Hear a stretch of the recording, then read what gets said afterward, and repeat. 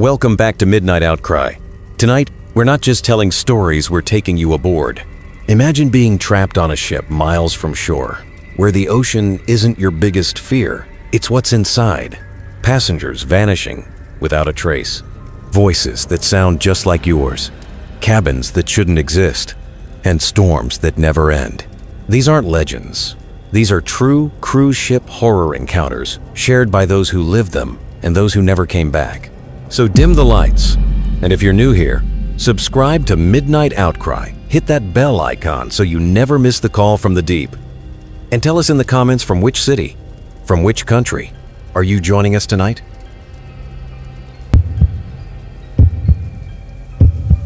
The first time I saw her, I thought my eyes were playing tricks on me. She was standing by the railing on deck 7, staring into the ocean, motionless, too still, like she'd been frozen there for hours. When she finally turned her head, her lips curled into the faintest smile, but her eyes were empty. My name is Alex Turner. I'm a high school history teacher from Ohio. Last summer, after a rough divorce, I booked a cruise to start over, to leave the bad memories behind. I wanted sun, laughter, and maybe a few drinks at the bar. Instead, I got something I still can't explain, something I wish I'd never seen. She was there again the next night. Same spot, same posture, same clothes. That's when I realized she wasn't just a strange passenger. She wasn't moving at all. At first, I tried to brush it off. Cruise ships are full of eccentric people. Some guests spend all night gambling, others dance till sunrise, and maybe she just liked standing at the railing. But something gnawed at me, because every time I passed her, no one else seemed to notice. Couples walked right by her. Kids ran past. Crew members pushed trolleys loaded with drinks, and yet not a single person turned their head. It was as though I was the only one who could see her. The next morning, I decided to mention her casually over breakfast. I sat at a long table with a friendly couple from Texas, Mark and Diane. "You guys ever see a woman on deck 7? I asked. Tall, black hair, just staring at the water. Diane set her fork down, her brow furrowed. "Yes. We saw her last night, only she was wearing white, a long white dress." I froze, because when I saw her, she had been wearing a black coat. Mark leaned in, whispering like he was afraid someone might overhear. "She didn't move, did she?" My mouth went dry. I shook my head. "No," I said softly. "Not once." That night, I forced myself to go back to deck 7. I told myself I was imagining it, that this was all just a trick of fatigue and shadows. But when I stepped onto the deck, the cold wind hit my face. And there she was. Same spot, same posture. Only this time she wasn't silent. Her lips were moving. I crept closer, heart pounding, the waves crashing beneath the ship like thunder. At first, I couldn't make out the words. They were faint, carried away by the wind. But then as I leaned in, my stomach twisted into ice. She was mouthing the same 2 words over and over again. "Don't look! I should have walked away!" Every instinct in me screamed to turn around, to head back to my cabin and lock the door. But I couldn't. Something about her kept pulling me closer, like a thread wrapped around my chest, tugging me forward. Her lips kept moving. "Don't look! Don't look! Don't look!" Finally, I whispered, "Don't look! At what?" Her head snapped toward me so fast I stumbled back against the railing. For the first time, I saw her eyes up close. They weren't just empty, they were wrong. Too dark, too deep. Like staring into water at night, where you know something is moving below the surface, but you can't see it. "Don't look," she hissed. Her voice wasn't carried by the wind. It was inside my head. I staggered back, clutching the railing, my chest tight. When I blinked, she was gone. The next morning, I told myself I'd imagined it. Stress, too many drinks, lack of sleep, anything but the truth. But when I stepped out of my cabin, there she was, not on deck 7, not by the railing. She was standing at the end of the hallway, her long hair covering her face. Still, silent. Passengers walked right past her, brushing shoulders, and no one reacted. No one flinched. No one even seemed to notice. I froze. My breakfast tray rattled in my hands. Slowly, she lifted her head, hair falling away. Her lips moved again. "Don't look. By now, I couldn't ignore it anymore. Something was happening. Something far outside normal. That night, I went to the bar, half drunk on whiskey, and cornered one of the crew members, a young steward named Javier. "Listen," I muttered. "There's a woman on this ship. Black hair, white dress, sometimes a coat. Nobody else seems to see her, but I do. She keeps saying—" Javier's face went pale. He grabbed my wrist so hard, the glass nearly slipped from my hand. "Don't talk about her," he whispered fiercely. His eyes darted around the bar. "Not here. Not anywhere." "What are you talking about? Who is she?" His grip tightened. "She's not a passenger." Before I could ask anything else, another steward called his name. He released me and hurried away, not looking back. I couldn't sleep that night. My cabin walls felt too close, the hum of the engines too loud, like they were vibrating with whispers. Around midnight, I gave in and stepped out onto the deck again. The wind was sharp, the ocean was pitch black, and there she was. Only this time, she wasn't standing at the rail. She was standing on the water. Her bare feet hovered inches above the black waves, the hem of her dress fluttering in the wind. She turned slowly, her eyes locking on mine. Her lips moved. But this time, the words weren't, "Don't look." They were, "It's too late." I stumbled back from the railing, my heart slamming against my ribs. My mind screamed to run, but my legs locked in place. She was standing on water, not drowning, not sinking, just standing. The waves rose and fell beneath her feet, but her body stayed perfectly still, as though the ocean itself was holding her up. Her lips kept moving. "It's too late." And then the wind howled louder. The rain stung my face, and in a single blink she was gone. The next morning, I dragged myself to the breakfast hall, hollow-eyed and trembling. Mark and Diane, the couple from Texas, were there again. "You look like hell," Diane said gently. I hesitated, then blurted, "The woman. You've seen her again, haven't you?" Mark glanced around nervously. "Not here," he muttered. "Come with us." We ended up in their cabin, curtains drawn tight.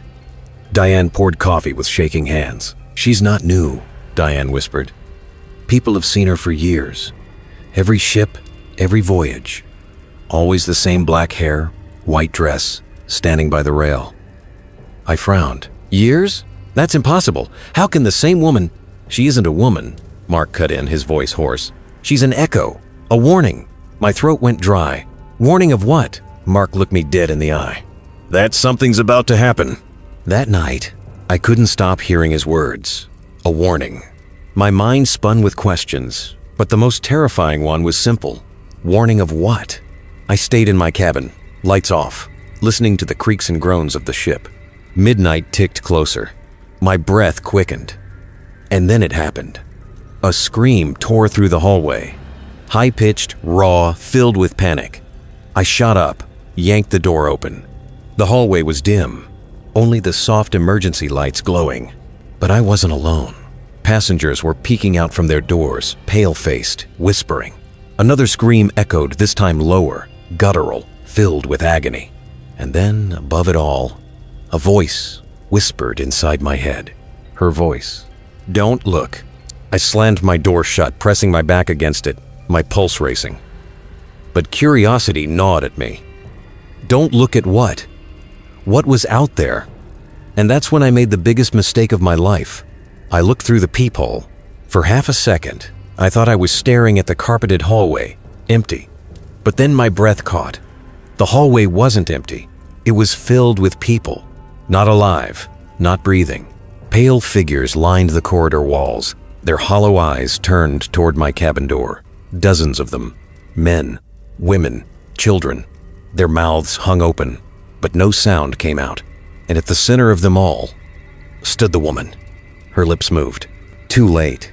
I stumbled back from the peephole, my breath coming in short gasps. My hands trembled so badly I could barely grip the doorknob. They were gone. I opened the door, just to be sure. The hallway was empty, silent. Only the faint hum of the engines filled the air, but the image of their faces clung to me like a shadow I couldn't shake. Pale, hollow, eyes that weren't eyes at all, just black voids. And her standing at the center, whispering those cursed words. Too late. The next day, I sought out Javier, the steward who'd warned me before.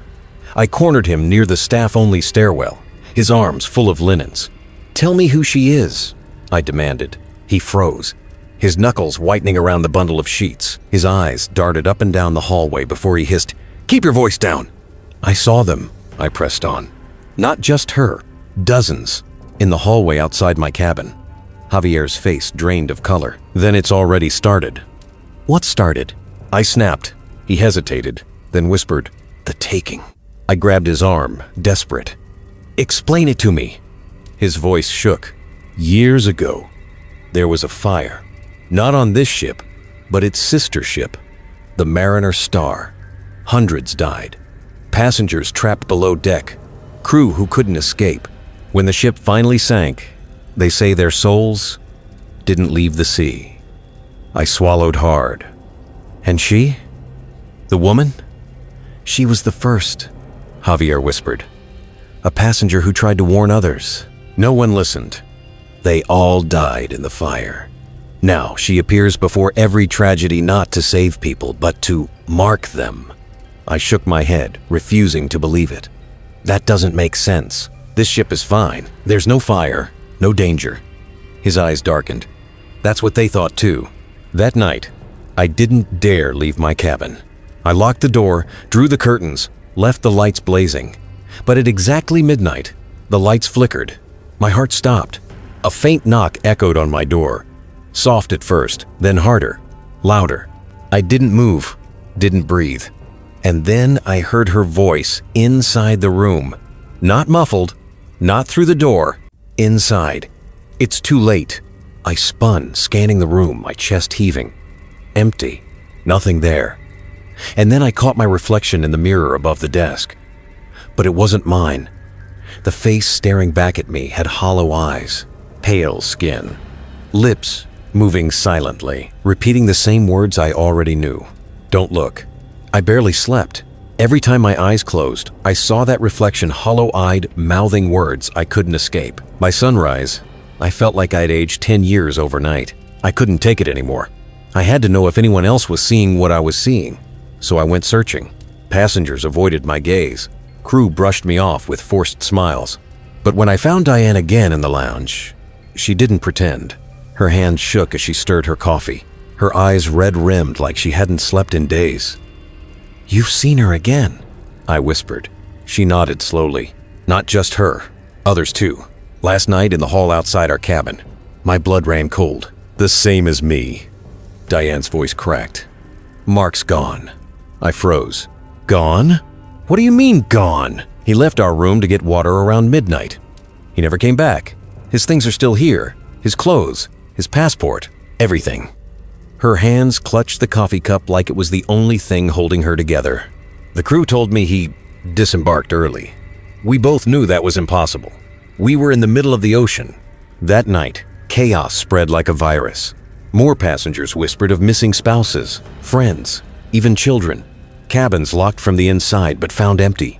Belongings left behind. Crew insisting people had left early, as though the sea itself was a port of call. And through it all, she appeared. By the railings, in the halls, reflected in cabin mirrors, her lips always mouthing the same two phrases. "Don't look." "It's too late." By day 6 of the voyage, the ship no longer felt like a vacation. It felt like a coffin drifting over endless water. The pools were empty, the bars half deserted, and every night at midnight, the screams returned. They weren't always loud, sometimes faint, muffled, like they came from inside the walls. Other times so sharp and shrill they rattled glasses on the tables. But the worst was the third night in a row when I recognized a voice. Diane's.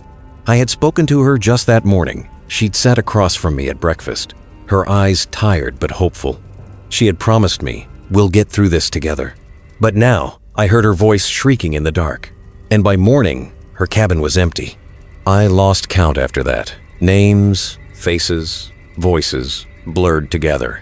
The ship grew quieter each day, though the passenger list was supposedly full. I wandered the decks like a ghost myself, searching for any sign of normalcy. Until I noticed something strange. The safety map. Every cruise ship has them posted on the walls. Diagrams. showing your cabin, escape routes, muster stations. I'd walked past them 100 times without thinking, but this time, one detail stopped me cold. On deck 7, near the center, a cabin was marked, but that cabin didn't exist. There was no door where the map said one should be, just a smooth wall of white metal. Unless that was where they were being taken. That night, I went back. Midnight. The ship groaning in the waves, the hallway dimly lit.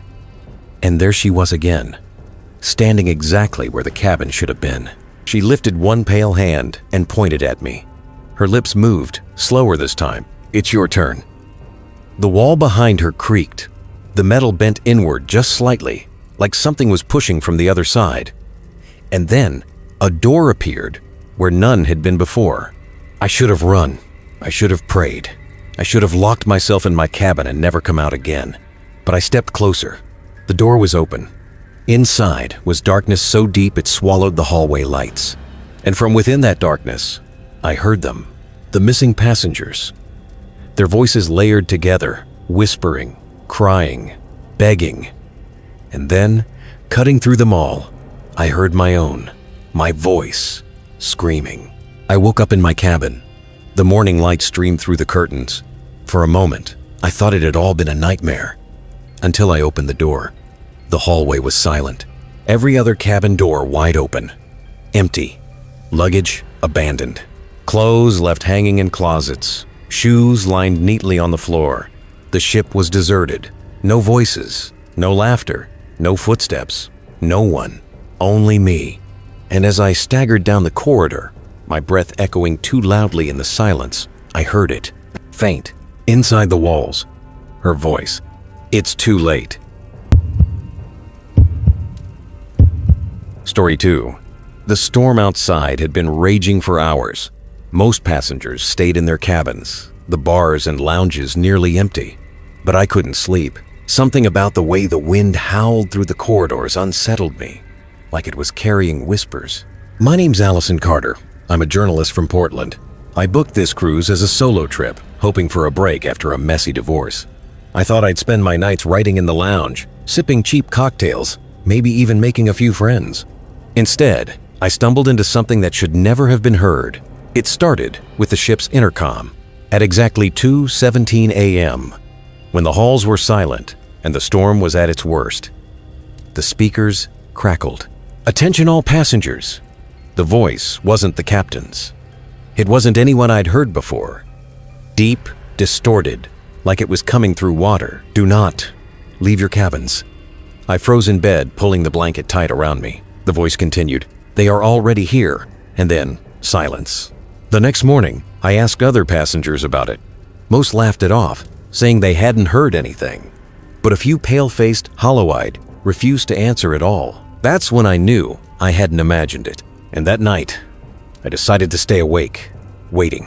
At 2:17 a.m., sharp, the speakers crackled again. This time, the voice whispered just 2 words. "Help us." The next night, I sat on the edge of my bed with my phone in hand, recording app open, the little red dot blinking at me. If the broadcast happened again, I would have proof. The storm outside rattled the windows, thunder rolling so close it felt like the sky itself was splitting apart. 2:10 a.m. I held my breath. 2:17 a.m. The speakers crackled. "Help us." The voice was there again, warped, distant, like a signal dragged up from the bottom of the ocean. My recording app captured every word. In the morning, I rushed to the front desk, slamming my phone down. "Listen to this." The young receptionist blinked at me, forced a smile. "Of course, ma'am." I hit play. The app whirred. The waveform showed sound, but the audio was silent. No storm, no static, no voice, just silence. I replayed it again and again, panic rising in my chest. But the recording was blank. The receptionist tilted her head, her fake smile faltering for just a second. "Best to get some rest," she said quietly. "Strange things happen when you're overtired." But her eyes told me something else. She'd heard it too. That night, I returned to my cabin, furious and determined. If my phone couldn't catch it, maybe I could. I grabbed the old pocket recorder I'd inherited from my father. the kind with a tiny cassette tape inside. Analog, not digital. I pressed record and waited. 2:17 a.m. The speakers came alive. Don't trust them. I nearly dropped the recorder. The next morning, I rewound the tape with shaking fingers and pressed play. This time, the voice was there. Clear, undeniable. Don't trust them. At breakfast, I slipped the recorder onto the table between the coffee cups and scrambled eggs. Across from me sat an older couple I'd spoken with earlier in the trip. The Millers, kind, talkative, the sort of people who'd always end up as the heart of cruise trivia nights. Listen, I whispered, pressing play. The tape hissed. Then that distorted voice filled the air. Don't trust them. Mrs. Miller's fork clattered against her plate. Her face went pale, her hand clutching her husband's arm. You shouldn't play that here, she whispered harshly. My stomach twisted. So you've heard it too? Mr. Miller's eyes darted around the dining room nervously. Keep your voice down. Do you want them to notice? Them who? I snapped. Before he could answer, a shadow fell across the table. One of the crew members, a tall man, in a crisp white uniform, stood there, smiling too widely. Everything all right here, ladies and gentlemen? His voice was cheerful, but his eyes, they weren't. They locked onto the recorder like it was contraband. I quickly stuffed it into my bag. Fine, I muttered. The crewman nodded, still smiling. Good. Just remember sometimes, when the sea plays tricks on us, the best thing we can do is ignore it. And then he walked away. That night, I couldn't shake it. Ignore it. What exactly were we supposed to ignore? At 2:17 a.m., I was ready again. Recorder running, my breath tight in my chest. The speakers crackled. This time, the voice said something new. They're not your crew. My skin crawled. Not your crew? I pressed rewind, listening over and over, the words rattling in my head. Who were they then? The next morning, I tracked down Mr. Miller. His wife wasn't with him. He looked like he hadn't slept in days. His eyes bloodshot, hands trembling as he stirred his coffee without drinking it. She's gone, he whispered before I could even sit down. My chest tightened. Gone? What do you mean? He leaned closer, his voice shaking. Last night, I woke up, and her side of the bed was empty. I searched everywhere. They told me she disembarked early. His jaw clenched. We're in the middle of the damn ocean. I swallowed hard. Listen, I think I know what's happening. The broadcasts, they're warnings. Someone or something is trying to tell us the crew isn't who we think they are. He didn't laugh. He didn't argue. He only nodded, like he'd already suspected the same. That night, I brought him to my cabin. We sat in silence, the recorder between us, the clock ticking toward 2:17 a.m. The speakers hissed. This time, the voice was frantic, broken, like it was being torn apart by static. Below, deck, locked, help, us. The words cut in and out, but the meaning was clear. I looked at Mr. Miller. His lips trembled. They're still here. The real crew. They're trapped. The next day, we tested it. We followed the map of the ship, but instead of heading for the bright lounges and open decks, we searched for the sealed doors. And we found one. A heavy steel door at the far end of a service corridor, marked authorized personnel only. A faint sound echoed behind it, banging, rhythmic, desperate. We froze, staring at each other. Then a voice muffled, but human, shouted from the other side. Please, help us! They're not the crew! My blood turned to ice. I pressed my ear against the steel door, heart slamming in my chest. The banging grew louder, frantic, and the voices became clearer. Please, open the door! We're the crew! They've taken our places! My throat tightened. How do I know you're telling the truth? I shouted back. A pause. Then another voice, deeper, hoarse with desperation. Captain Reynolds, tell them the ship isn't safe. Mr. Miller's hands shook violently as he gripped my arm. That's the captain. That's his voice. I remember hearing it on the first night, before everything changed. We looked at each other, and in that instant, I knew we couldn't ignore it. I grabbed the handle and pulled. It didn't budge. Miller leaned in, both of us yanking with all our strength. The metal groaned, and then a sharp voice behind us. What do you think you're doing? We spun. A crewman stood in the corridor, his crisp white uniform spotless. His smile stretched unnaturally wide. His eyes gleamed in the dim light, too dark, too deep. Passengers are not allowed here." His voice was calm, but the way he stepped closer made every instinct in me scream, "Run." Miller stammered, "The crew, the real crew, they're in there." The man tilted his head slowly, the smile never leaving his lips. "We are the crew." And then he leaned closer, whispering, his voice so low only I could hear, "And soon, so will you." I grabbed Miller's arm, dragging him back down the corridor. The crewman didn't chase us. He only stood there, smiling, watching us flee. That night, the broadcast returned at 2:17 a.m., but this time, it wasn't a warning. It was a scream. Dozens of voices layered together, tearing through the speakers in agony. And beneath them all, faint but chillingly clear, was Captain Reynolds' voice again. "They've taken the ship." That night, Miller came to my cabin with shaking hands. He held something wrapped in a towel, an old handheld radio transceiver, battered but functional. "Emergency frequencies," he whispered. "If we can get a signal out, someone will hear us. We can warn them." It was our only chance. We waited until after midnight, the ship silent except for the hum of engines and the occasional groan of steel. I set the recorder next to the radio, determined to capture every word. At 2:17 a.m., as the speakers crackled, Miller switched on the transceiver. "This is David Miller, passenger aboard the Aurora Dawn. If anyone can hear me, the crew." Static swallowed his voice. He tried again, louder, panic bleeding into his tone. "The crew are not who they say they are. The real captain, the real staff, they're locked below deck. Please, you have to—" The static shifted, and then, over the frequency, a voice answered. But it wasn't a rescuer. It was the same warped, waterlogged voice from the intercom. "You shouldn't have called!" The cabin lights flickered violently. My recorder squealed with feedback, the cassette tape screeching as though it were being shredded. Miller dropped the radio. His face went pale, his mouth trembling as if words had deserted him.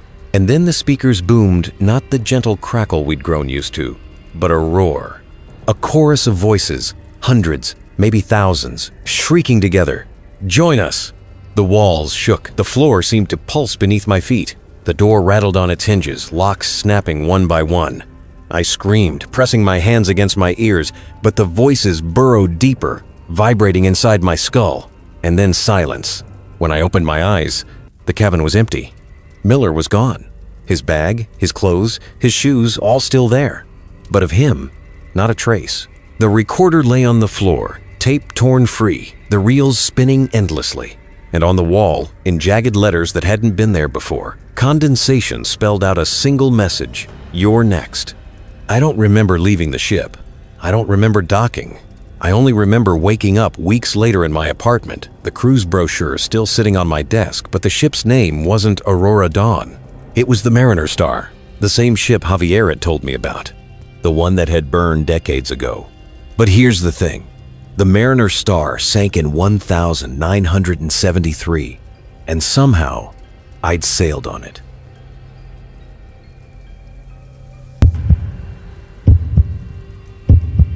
Story 3.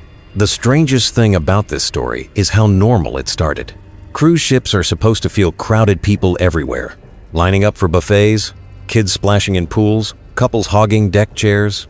But sometimes you notice a face that just doesn't fit. My name is Daniel Hayes. I work in IT back in Boston, and I booked this cruise as a way to finally unplug. No emails, no endless phone calls, just a week at sea with a good book and the sound of waves for company. It was supposed to be simple, but on the second night, while walking back to my cabin after dinner, I saw a woman sitting alone in the hallway. Not in a chair, not on the floor like someone waiting for a friend. She was sitting cross-legged, right in the middle of the carpet, facing the wall. Her hair was long and wet, dripping water onto the carpet. Her dress clung to her as though she had just climbed out of the ocean. I slowed down, hesitated, then forced a polite smile. "Are you okay?" She didn't move, didn't turn. She only whispered something so faint I almost thought it was the hum of the ship. They forgot me. I hurried back to my cabin, convincing myself I'd imagined it. People get drunk on cruises all the time. Maybe she was just lost. But the next morning at breakfast, I saw her again. this time sitting at a table by the window. Her wet hair hung in strands, dripping onto her plate. Nobody else seemed to notice. No waiter came to serve her. No passenger turned their head, and when I blinked, she was gone. By the third day, I couldn't shake her image. That soaked dress, that whisper. They forgot me. I decided to ask the crew. At the front desk, a young officer with slicked back hair greeted me with the kind of smile they must practice in training. "Yes, sir. How can I help you?" I lowered my voice. "There's a woman I've seen. She looks lost. I think she might need medical attention." He tilted his head. "A woman? Tall. Long black hair. She's always wet, like she's been in the ocean. Last night she was in the hallway, and this morning I saw her in the dining room." The officer's smile flickered. He tapped something on his computer. "What's her cabin number?" "I don't know," I admitted. "I just thought maybe you could check the manifest, passenger list. You'd know who she is." For the first time, his polite mask cracked. He glanced over his shoulder, then back at me. His voice dropped. "We don't have anyone like that on board." My mouth went dry. "That's impossible! I've seen her twice!" He shut the screen with a firm click. "Sir, there are over 3,000 guests. Perhaps you're mistaken. Get some rest." But as I turned away, I caught his reflection in the dark glass of the monitor. He wasn't smiling anymore. He was pale and terrified. That night, I forced myself to walk the corridors again. The ship was quiet, most passengers already asleep, and there she was, standing at the far end of the hallway, her wet hair plastered to her face, water pooling around her bare feet. This time, she turned toward me. Her lips moved, and though her voice was faint, I heard every word. "Check the lifeboats." The next evening, just before midnight, I made my way to the upper deck. The sea stretched out black and endless, the wind sharp with salt. Rows of lifeboats hung neatly along the railings, each marked with its number, each secured tightly in its cradle. Except one, Lifeboat 7. Its cover was half torn away, straps loose, like someone had tried to lower it recently. I stepped closer. The metal was slick with moisture, dripping steadily onto the deck below fresh water. Not rain. My fingers brushed the railing and came away wet. Sticky. Not with salt, with something thicker. I pulled my hand back into the dim light. Red blood. My stomach lurched. I staggered back, eyes wide, staring at the lifeboat. And that's when I noticed it. Inside the boat, lying in the shadows, was a shoe. A woman's heel, dark, soaked through, clinging to the floor. And next to it, carved into the metal with something sharp, were words, "They left me." The sound of footsteps echoed behind me. I spun, my heart hammering. A crew member stood just a few feet away, his white uniform glowing in the deck lights. He wasn't smiling this time. His face was flat, expressionless. His voice low. "You shouldn't be here," I stammered. Someone's been using this lifeboat. There's blood, there's..." His eyes hardened. "There is nothing here. Do you understand?" I swallowed, my throat dry. "No, I don't." For the longest moment, we stood there in silence, the ocean roaring below us. Then he leaned closer, whispering so softly, I barely heard it over the wind. "She wasn't supposed to come back." And with that, he walked away, leaving me trembling in the dark. That night, I couldn't sleep. Every time I closed my eyes, I saw that torn lifeboat cover, the blood dripping onto the deck, the words carved into the metal. They left me. Around 3 a.m., I heard it again, the sound of dripping water. Not outside, inside. I sat up, heart hammering. The carpet beside my bed was wet, a dark puddle spreading outward. And standing in the corner of my cabin was her.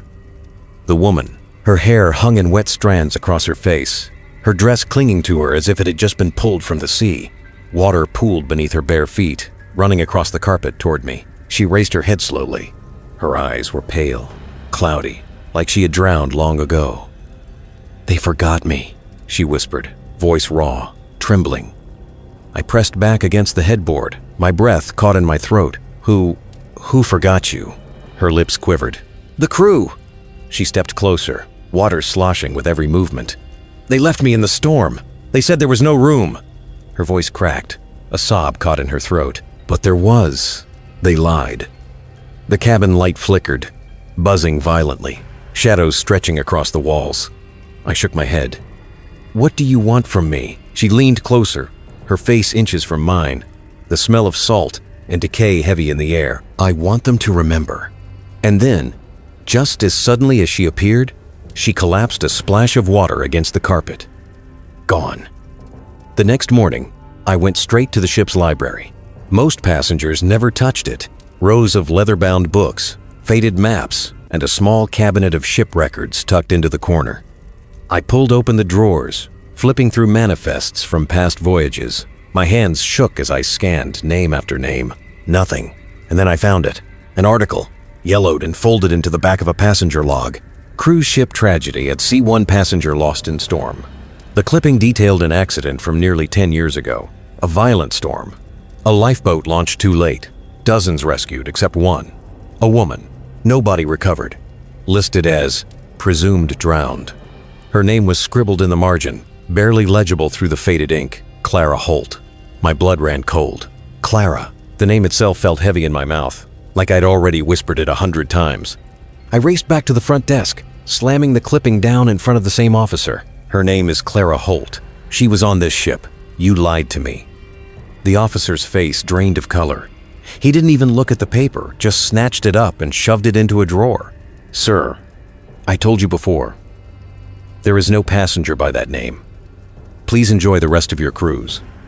But his hands were trembling. And as I turned away, I heard him mutter under his breath, "She shouldn't be here." That night, Clara returned.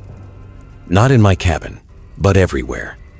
Passengers whispered about a dripping woman on the stairwells. Someone screamed after spotting her reflection in the pool. A child cried in the buffet line, insisting a wet lady was following them. Clara wasn't just haunting me anymore. She was haunting the entire ship. By the 6th night, panic spread like fire. Passengers were refusing to leave their cabins. Crew members avoided eye contact, rushing down halls with stiff, nervous strides. No more reassurances over the intercom. No more smiles. Just silence and the sound of dripping water. Everywhere. In cabins. In hallways. In elevators. Clara had returned in full. I knew I couldn't run anymore. She didn't want me hiding. She wanted me to see. So when the ship plunged into a blackout at 1 a.m., I grabbed a flashlight and followed the sound of rushing water, down stairwells, through empty lounges, toward the lifeboat deck. And there she was, standing in the shadows of Lifeboat 7. Her soaked dress clung to her skin, her eyes glowing faintly in the beam of my flashlight. Water poured from her, pooling at her feet, spilling across the deck like the ocean itself was leaking through her body. "Clara," I whispered. My throat felt raw. "Why me? Why are you showing yourself to me?" Her lips parted. "Because you still hear us." I frowned. "Us?" And then, behind her, they appeared. Dozens of them. Men, women, children, all dripping wet. Their skin pale and bloated. Their eyes clouded like they'd been under the water for years. They filled the deck, silent, their mouths half open as seawater streamed from their lips. My knees buckled. "God." Clara stepped closer. "The storm took us. The crew left us. But the ship..." Her voice cracked, filled with rage and sorrow. "The ship remembers." The drowned passengers moved closer, their footsteps splashing against the deck, though no rain was falling. Their whisper rose together, a chorus that shook my chest. "They left us. They lied. They left us. They lied." I stumbled back toward the railing, flashlight shaking. "What do you want from me?" Clara's face twisted, water spilling from her eyes like tears. "Take our place." Before I could scream, they surged forward. Cold hands wrapped around my arms, my throat, pulling me toward the edge. I kicked, thrashed, shouted for help, but the night was silent except for the roar of the sea. Clara's face was the last thing I saw, and then nothing but water. When I opened my eyes, I was back in my cabin, dry, alive. For a moment, I thought it had all been a nightmare, until I looked at the passenger directory on my desk. My name wasn't there anymore, but Clara's was. Story 4. They say cruise ships are like floating cities. You can get lost in them, endless hallways, identical doors, winding staircases. But what if you found a place that wasn't supposed to exist at all? My name is Olivia Carter. I'm a travel nurse from Phoenix, and after a year of working back-to-back shifts, I finally splurged on a solo cruise. My plan was simple: read by the pool, catch up on sleep, maybe dance a little at night. I wasn't here for adventure. I wanted peace. But peace is the last thing I found. On the third day, while wandering down a quiet hallway on deck 8, I noticed something strange. I was sure this corridor ended at cabin 823. I'd walked past it twice already. But tonight, there was another door, cabin 825. The numbers were crooked, scratched into the metal as if they'd been carved by hand. The paint around the frame was peeling, darker than the rest of the hallway. And yet, the door looked old, older than the others. I frowned, leaning closer. Had I really missed it before? That's when I heard it. A sound from inside. A slow, steady knock. 3 times. And then, a whisper. "Let me out." I stood in that dim corridor, frozen, staring at the crooked numbers on the door. 825. The whisper still rang in my ears. "Let me out." My first thought? Someone was pulling a prank. Maybe drunk passengers playing games after the bar closed. But the hallway was silent. Too silent. Not even the hum of voices from nearby cabins. I stepped closer, pressing my ear against the door. My pulse throbbed in my neck.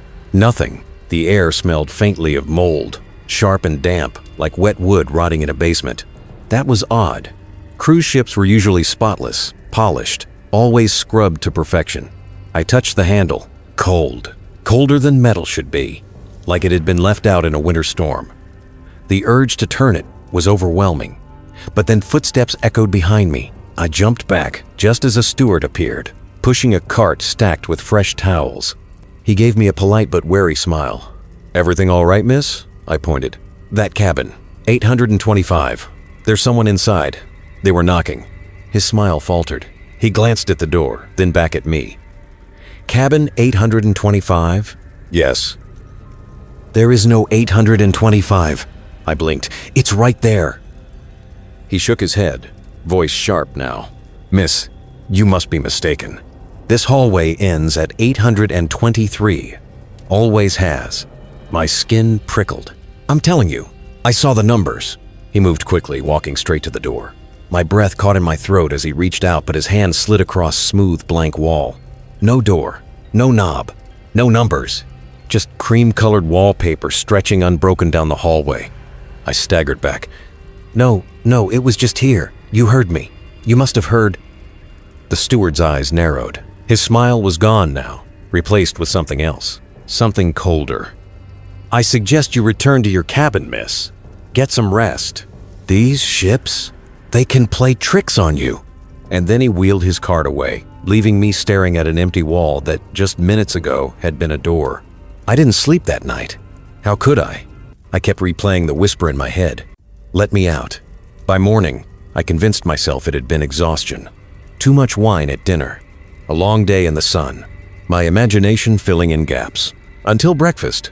The dining hall buzzed with the usual chatter, silverware clinking, kids begging for pancakes, the captain's voice making his daily announcements over the intercom. But at the table across from me, 2 elderly women were whispering nervously. "I swear it was there last night," one muttered, her voice trembling. Her friend leaned in. "Don't talk about it. They don't like it when you talk about it." I froze, my fork halfway to my mouth. I forced myself to turn casually. "Excuse me," I said softly. I couldn't help overhearing. "What was there last night?" The women stiffened, their faces drained of color. For a moment, I thought they might deny it. Then one of them whispered, barely audible over the clatter of dishes, "A door, a cabin, where there shouldn't be one." My stomach dropped. She gripped her coffee mug tightly, her knuckles white. "We saw it years ago, on this very ship. My sister, she tried to go inside. She was never the same after." Her friend hissed sharply, "Stop, don't." They both went silent, eyes glued to their plates. No matter how much I pressed, they wouldn't say another word. But I had heard enough. That evening, I found myself back on Deck 8. The hallway stretched long and empty, lit by a flickering overhead bulb. My hands were sweating, my heart racing. And there it was again. Cabin 825. Crooked numbers, scratched paint. The faint smell of mold. This time, I didn't wait. I grabbed the handle. It turned. Slowly. Silently. The door creaked open. The smell hit me first damp, stale air that reeked of seawater and rust. My flashlight beam cut through the darkness, revealing a cabin nothing like the ones I'd seen before. The carpet was torn, mold spreading in black veins across the floor. The bed frame was rusted, the sheets shredded. The walls dripped with condensation, as though the room had been underwater. And on the desk, half submerged in a puddle of stagnant water, lay a passenger key card. I picked it up with trembling fingers. The name printed on it was faded, but still legible. Margaret Hill. But when I checked the manifest later that night, there was no Margaret Hill listed among the passengers. Not on this voyage. Not on any voyage. I couldn't let it go. That night, lying in my cabin, I kept turning the name over and over in my mind. Margaret Hill. Who was she? I knew what I had to do. The next morning, while most passengers lounged by the pool or lined up for excursions, I went straight to the ship's library again. It was nearly empty, just a few old men dozing in leather chairs and the quiet rustle of newspapers. I pulled out the thick black binders stacked on the back shelves, passenger logs from past voyages. Each book smelled of dust and sea air. The paper yellowed with age. I flipped through page after page, scanning for the name, and then I found it. Voyage 214, nearly 20 years ago. Margaret Hill, cabin number listed 825. My throat went dry. I read the line again and again as though the words would change. But then my stomach twisted. Next to her name was a red mark, a note scrawled in tight handwriting. Missing, never disembarked. My pulse hammered in my ears. I flipped frantically through other voyages, my fingers trembling, and I found more. Different names, different dates, all marked missing. And every one of them tied to cabin 825. That night, I couldn't resist. I went back to the hallway. The cabin was there again. But this time, the door was already ajar. I pushed it open, the smell of mildew and salt slamming into me. The room looked worse. Rot had spread across the walls, water dripping steadily from the ceiling into dark, stagnant pools. My shoes squelched against the soggy carpet as I stepped inside. I raised my flashlight toward the desk. The key card was gone, but something else had taken its place. A passenger photo. My heart nearly stopped. It was me. My embarkation photo, the one taken when I boarded 3 days ago. The same photo printed on my key card, except in this one, my eyes were clouded, pale, dead. The whisper came again, echoing from the dripping walls. Let me out. I staggered back, nearly tripping over the rusted bed frame. My breath came in short gasps as I bolted out of the room, slamming the door shut behind me. When I turned back, the door was gone. Just wallpaper, like it had never existed. At breakfast the next morning, I tried to convince myself it was exhaustion, that I had hallucinated. But when the waitress handed me my coffee, she leaned down close, her voice barely a whisper. You should stay away from that cabin. I froze. What cabin? Her eyes flicked nervously toward the hallway. 825. They never close it, because it never stays closed.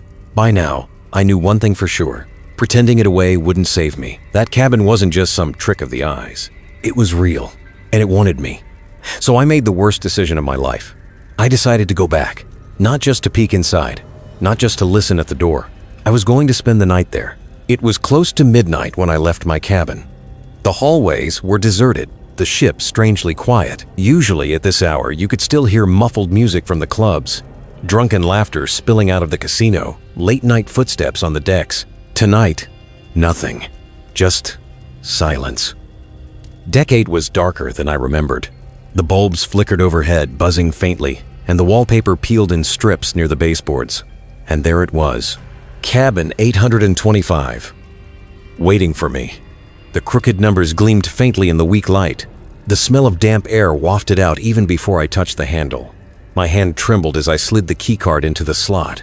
The green light blinked once, The lock clicked. The door swung open. Inside, the room was worse than ever. Black mold crept up the walls. Water seeped from the ceiling in steady rivulets. The sheets were torn, the mattress sagging with rot. The air was heavy, damp, and bitterly cold. I placed my flashlight on the desk, its beam cutting across the ruined furniture, and that's when I saw it. A logbook, leather-bound, water-stained, lying open as if someone had just been writing in it. I stepped closer, my throat dry, and read the first page. Names, dates. Every passenger who had ever stayed here, each one marked missing. The last entry made my blood run cold. Olivia Carter. Boarded. 3 days ago. Status. Pending. The whisper came again, soft but urgent. Let me out. I spun, heart slamming in my chest. The voice wasn't coming from the walls this time. It was coming from the mirror above the desk. I raised the flashlight and nearly screamed. The reflection staring back wasn't me.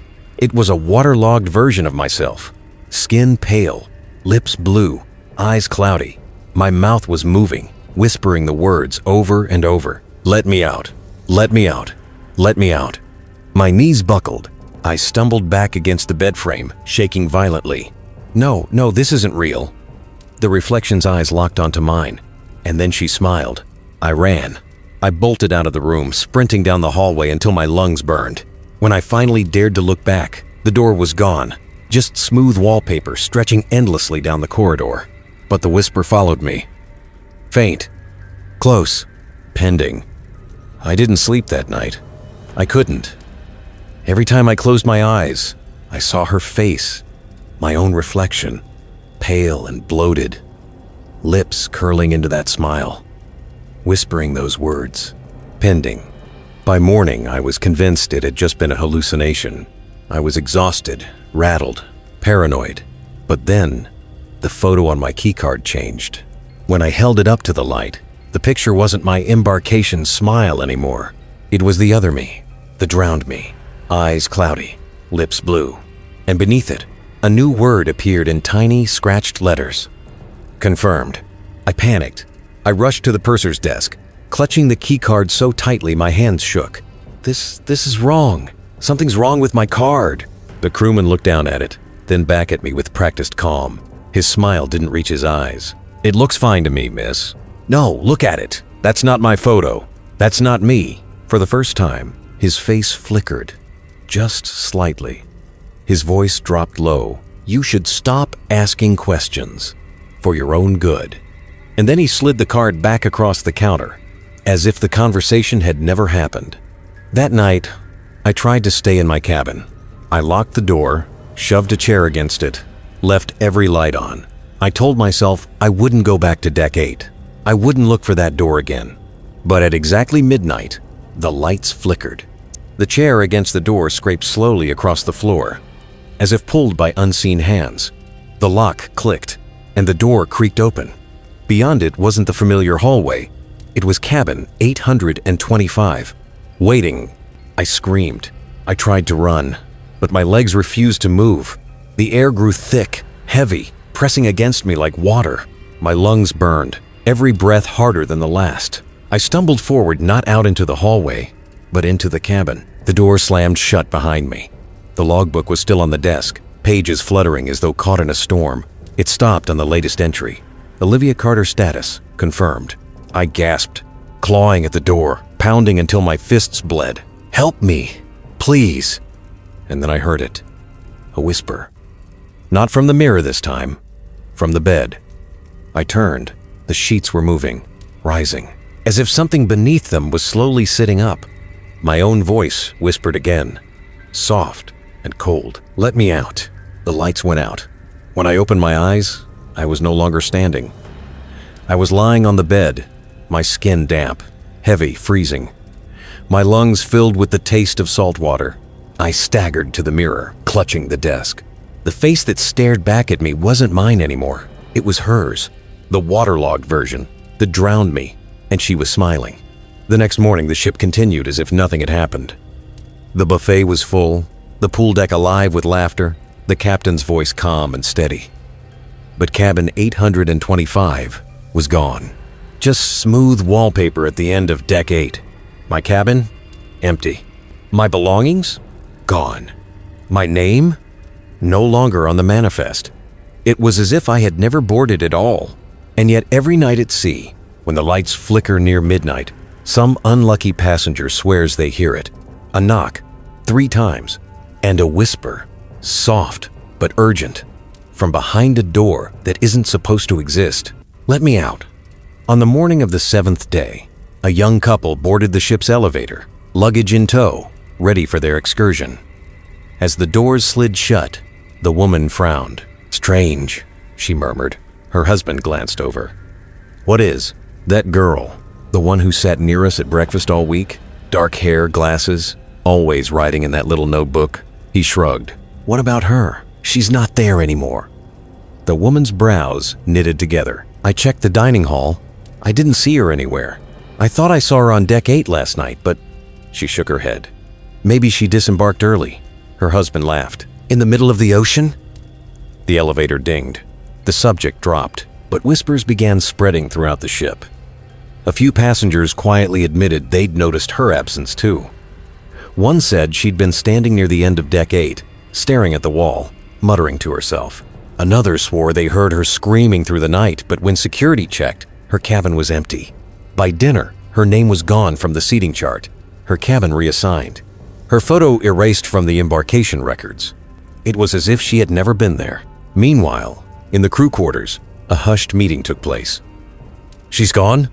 one asked, voice tight. "Confirmed," another replied, sliding a small logbook across the table. The first man opened it, flipping to the newest page. His stomach turned. Olivia Carter. Status: confirmed. He closed the book quickly, his hands shaking. "Another one. God help us."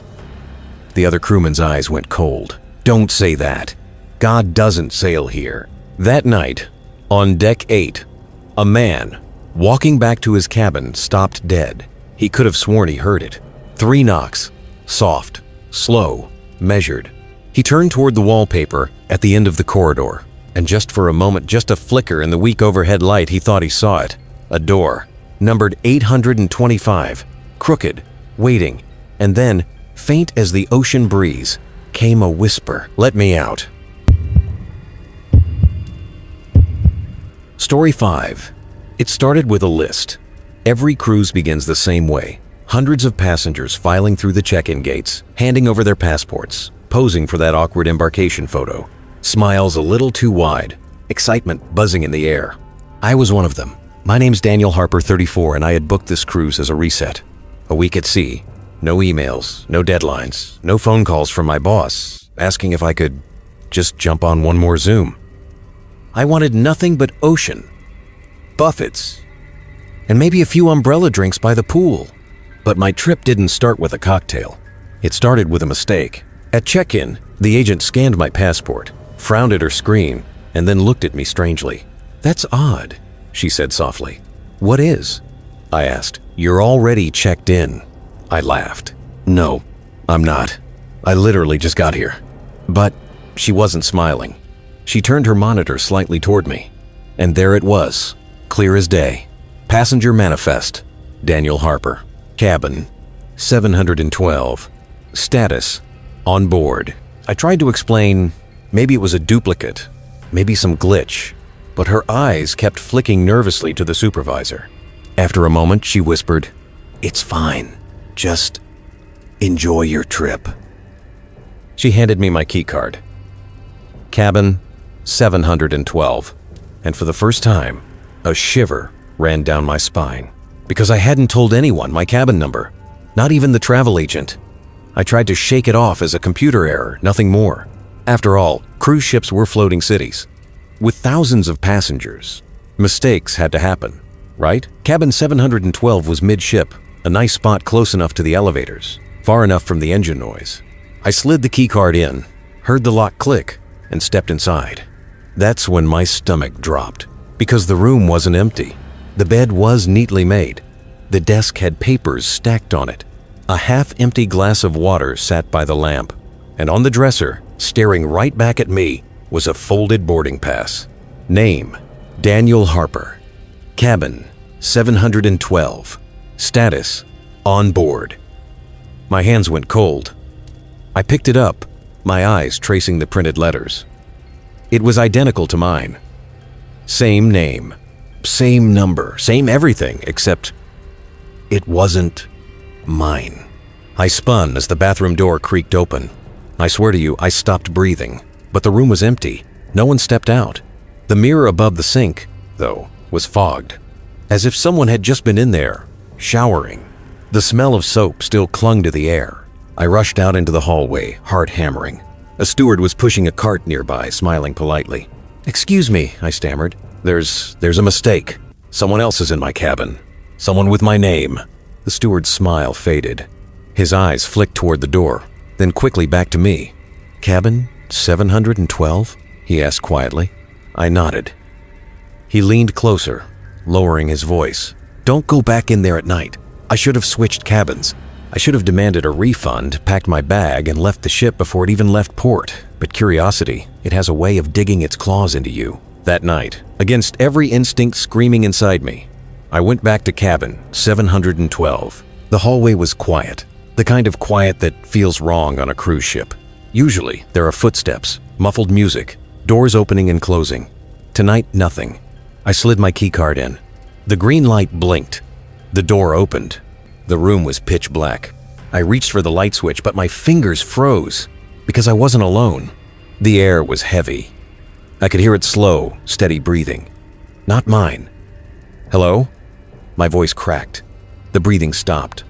I flicked the lights on. The room was empty. But the bed wasn't made anymore. The covers were pulled back, pillows indented, as if someone had just been lying there seconds before. On the nightstand was something new, a photo of me. Not the smiling embarkation photo the ship had taken earlier. This one was different. Darker, my face pale, my eyes sunken, like it had been taken without me knowing. Scrawled on the back, in shaky letters, were 2 words. "You're late." I staggered back, pulse hammering in my ears. That's when I saw movement. The bathroom door. It was slowly swinging open. Inside, the mirror was fogged again, water dripping from the sink. And on the glass, traced by a wet finger, were letters. "Welcome back." I couldn't stay there. My skin crawled, every nerve screaming at me to run. But something deeper, darker, pulled me toward that bathroom. The foggy mirror, the words, "Welcome back." I stepped inside. The air was damp, heavy with steam. My reflection swam in the misted glass. My own face looked back at me, wide-eyed, shaking. And then it moved. Not me, my reflection. It smiled. I wasn't smiling. I stumbled back, knocking over the trash bin. My reflection tilted its head slowly, eyes narrowing with something that wasn't mine. Then, from behind me, came the sound. A voice. My voice. Finally. I spun around, and there he was, standing in the middle of the cabin. Same face, same clothes, same everything. Except, not the same. His skin was too pale, his smile too wide, and his eyes sunken, shadowed, like something had drained the life out of him. I froze. My throat went dry. "What? What are you?" I whispered. He chuckled, low and broken. "I'm you. I've always been you." My knees almost gave out. "That's impossible." "Is it?" He stepped closer, his footsteps making no sound on the carpet. "The ship knew before you did. That's why you were already checked in. Because I was here first." He leaned close, his breath ice against my ear. "You don't belong here. I do." I bolted. I didn't care if the hallway was empty, if passengers stared, if crew tried to stop me. I just ran. My heart hammered so hard I thought it might burst, but when I reached the end of the corridor, I slammed to a stop. Because standing there waiting was another me, identical, smiling, whispering the same word the steward had used earlier. "Don't go back in there." At night, I staggered back, breath sharp in my throat. One of them stood in the corridor. The other was still behind me in the cabin. Both of them were me. My mind screamed that this wasn't real, that I was hallucinating, losing my grip. But then the one in the hallway spoke, and I knew it wasn't in my head. "You're late," he said, the same words from the photo. His voice was calm, steady, like he had been rehearsing it for years. Behind me, the other one laughed. "You never should have come back." I spun between them, trapped. My chest tightened. "Back? I've never—" "Yes, you have," the one in the hallway whispered. His eyes were lifeless, like hollow glass. "Every time." "What are you talking about?" I shouted. "Passengers forget," the one in the cabin said, stepping closer, his smile widening unnaturally. "But the ship doesn't. The ship remembers, and it keeps what belongs to it." The hallway lights flickered. For a split second, I saw them both flicker too, like bad reflections in a broken mirror. And then, more footsteps. Shadows stretching down the corridor. More of me. Dozens. All stepping into the light. Each face pale, distorted, lifeless, yet undeniably mine. No, this isn't real," I whispered, backing against the wall. But one of them leaned forward, his lips brushing my ear, and whispered in my own voice. "It's always been real. You're just the latest copy. When you leave, we stay." I felt the floor tilt beneath me. The walls seemed to breathe. The air grew thick, heavy, pressing against my chest until I thought I'd suffocate. The duplicates moved closer. Their smiles stretched wider, eyes hollow, arms reaching. And then, all at once, they spoke in unison, my own voice echoing from 100 mouths. "Check-in complete." The lights blew out. Darkness swallowed everything. When I woke, I was in my cabin. Alone. The bed neatly made. No photos, no whispers, no duplicates. For a moment, I thought I had dreamed it all. But when I stepped out into the hallway, dragging my bag to find the nearest crew member, I froze. Because on the wall outside my door, nailed neatly into place, was a brass nameplate. Daniel Harper. Passenger since 2019. Disembarkation day. The ship returned to port. The gangways lowering, the crew smiling too brightly as passengers filed off.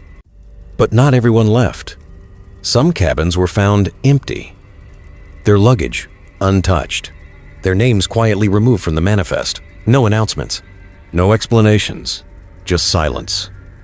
The ship prepared for its next voyage. 3 days later, a new crowd gathered at the terminal. Excited families, retired couples, young travelers craving adventure. One of them was a woman named Rachel Miller, 31, a teacher from Ohio, taking her first cruise after saving for years. She smiled as she handed over her passport at the check-in desk. The attendant scanned it and froze. Her smile faltered. "Is there a problem?" The attendant glanced at her screen, then back up at Rachel, his face pale. "No," he said too quickly. "It's fine." But Rachel leaned forward, frowning. "What is it?" The attendant hesitated, then whispered, "You're already checked in." Rachel laughed nervously. "What? That's impossible. This is my first cruise." The attendant's hand trembled as he slid her passport back. "Cabin 712, he said softly, almost mechanically. "Enjoy your stay." Rachel blinked. "But that's not the cabin I booked." The attendant didn't look at her. He just stared past her shoulder toward the waiting ship. The ship that loomed dark against the horizon. Its windows reflecting nothing but the gray sky. The same ship that was always waiting. And somewhere deep inside its steel walls, 100 identical voices whispered in unison, "Welcome back."